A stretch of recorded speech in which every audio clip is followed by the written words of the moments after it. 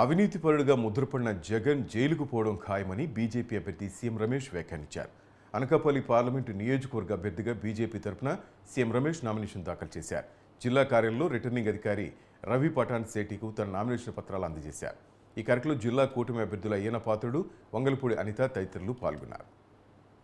మూడోసారి 400 పైచిలుకు సీట్లతో నరేంద్ర మోడీ గారు ప్రమాణ స్వీకారం చేయబోతున్నారు. 100 రోజుల్లో భారతదేశంలో చేయాల్సిన ప్రణాళికలు కూడా వేసుకున్నారు.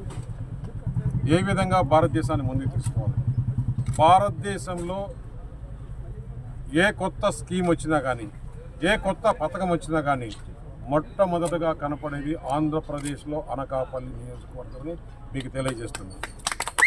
ఇక్కడ దాదాపు 18 సంవత్సరాల నుంచి 40 సంవత్సరాల లోపల ఉన్న యువత 50% ఓటు బ్యాంక్ ఉంది, ఓటర్స్ ఉన్నారు. వారికి ఉద్యోగ అవకాశాలు లేవు. జగన్మోహన్ రెడ్డి ఏదైతే ఒక్క ఛాన్స్ అని చెప్పేసి ఒక్క ఉద్యోగం కూడా ఇవ్వకుండా చేశాడు. టీచర్స్ పోస్టులు ఎన్ని ఖాళీ ఉన్నాయి, ఆ టీచర్స్ పోస్టులు భర్తీ చేస్తే చాలామందికి ఉద్యోగ అవకాశాలు వచ్చే అవకాశం ఉంది.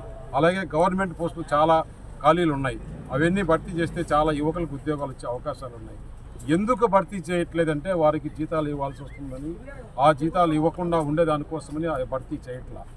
అందుకని ఒకటి కాదు, రెండు కాదు, మనం ప్రతిరోజు జగన్మోహన్ రెడ్డి అన్యాయాలు అక్రమాల గురించి మాట్లాడుతున్నాం.